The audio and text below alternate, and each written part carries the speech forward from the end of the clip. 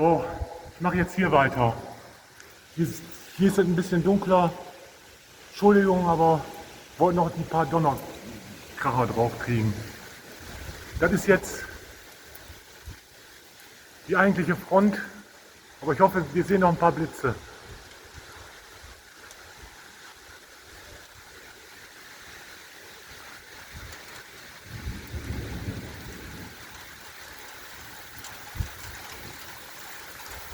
Aber tut mir leid, dass ich vorhin abbrechen musste, aber es regnete bei mir rein. Jetzt habe ich die Straßenseite gewechselt.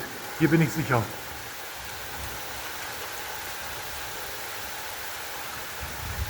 Also das freut mich jetzt wirklich sehr. Oh.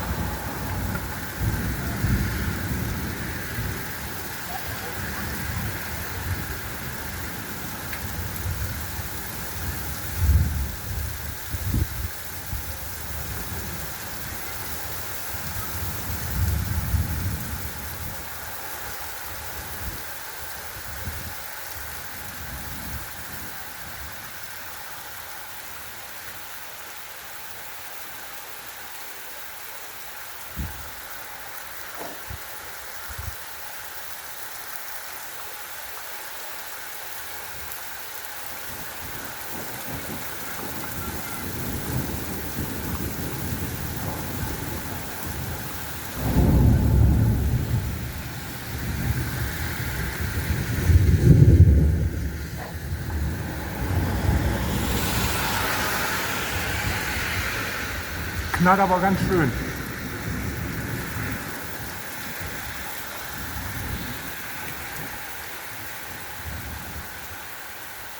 Also das ist jetzt meine zweite Gewitter-Doku nach dem ersten Gewitter vom 1. auf den 2. Juni und jetzt mal bei Tageslicht. Einfach nur genial.